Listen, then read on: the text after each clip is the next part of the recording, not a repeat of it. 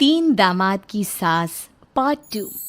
अब तक आपने सुना कि कावेरी जी अपनी तीनों बेटियों ईशा, मोहिनी और सुहाना की शादी 3 घर जमाई लड़कों के साथ करवा देती है।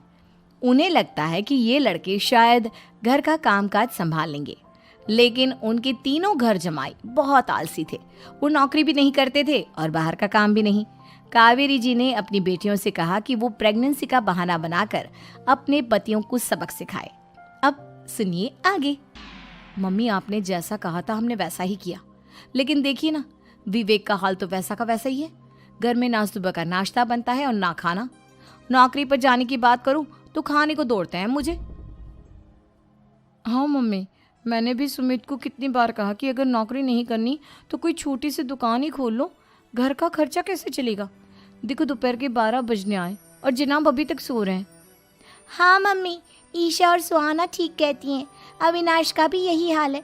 जब मैंने अपनी प्रेगनेंसी के बारे में कहा तो मुझसे कहने लगा, अरे दूसरी लड़कियां तो 9-9 महीने तक नौकरी करती है, बस डिलीवरी के टाइम छुट्टी लेती है। मोहिनी, तुम भी नौकरी करो। अब मुझे कहाँ नौकरी मिलेगी? मम्मी बताओ, अब मैं क्या करूँ? हे भगवान, क्या सोचकर घर जमाई दामाद लाई थी मैं कि मेरी बेटियां मेरे पास रहेंगी और खुश रहेंगी, लेकिन इन आलसी दामादों ने तो हमारी जिंदगी को भी प्रॉब्लम में डाल दिया है। मैं तो कहती हूँ मम्मी, हम लोग वापस अपनी जॉब पर जाना शुरू कर देते हैं। बता देते हैं इन लोगों को कि हमने प्रेगनेंसी का बहाना किया है। नहीं नहीं बेटा, ऐसी गलती भी मत करना। अगर तुमने ऐसा किया तो इन तीनों की आदत और ख़राब हो जाएगी। अरे आज नहीं तो कल कभी तो तुम प्रेग्नेंट होगी, तब वापस यही प्रॉब्लम आएगी। तब क्या करोगी तुम तीनों? हाँ मम्मी, आपकी बात तो बिल्कुल सही है। इन लोगों को तो सुधारना ही पड़ेगा। लेकिन कैसे? अपने बच्चों के आने की खबर सुनकर भी इन लोगों पर कोई असर नहीं हो रहा।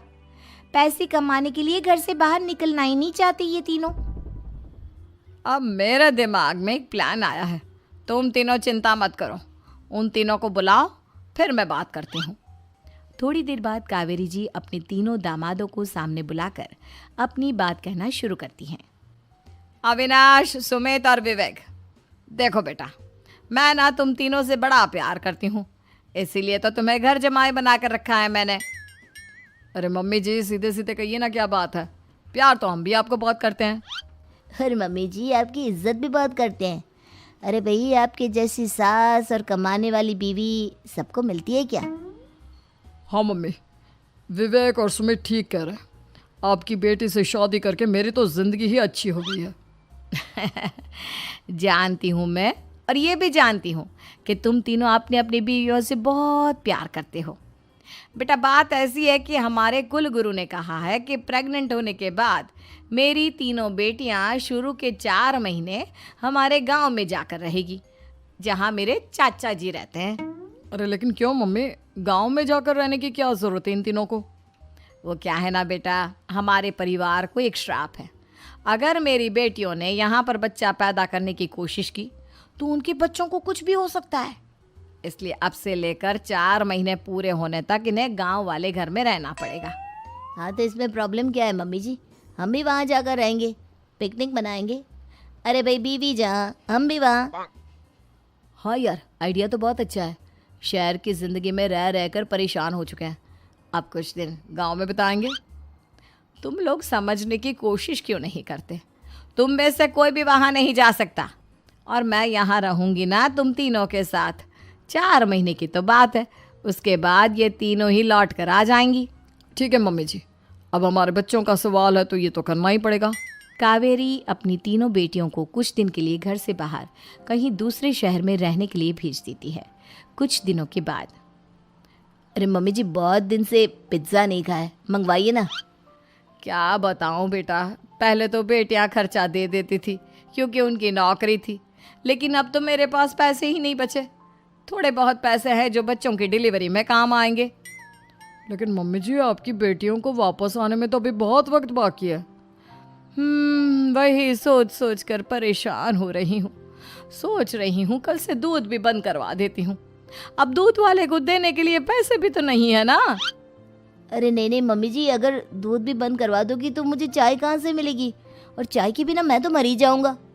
क्या करूं बेटा, इसके अलावा हमारे पास कोई ऑप्शन नहीं है, मेरे पास पैसे ही नहीं बचे। इस तरह कावेरी जी धीरे धीरे अपने तीनों दामादों को पैसे देना बंद कर देती हैं और घर में खाने पीने की चीजें लाना भी बंद कर देती है। अब वो तीनों बुरी तरह से परेशान होने लगे थे और इसलिए एक दिन तीनों प्लान करके घर से बाहर निकलते हैं और बाजार में जाने के बाद, यार अच्छा खाना खाए हुए कितने दिन हो गए, पता नहीं कब अच्छा खाना मिलेगा। हमारी बीवियों के जाने के बाद तो हमारी हालत भिखारियों जैसी हो गई है यार। कुछ भी हो, मुझे तो आज पिज्ज़ा खाना ही खाना है। जेब में 1 रुपया नहीं है और पिज्जा खाएगा, कहाँ से आएंगे पैसे? अरे देख वहाँ सामने बोर्ड पर क्या लिखा हुआ है, कंप्यूटर पर काम करने के लिए एक आदमी की आवश्यकता है।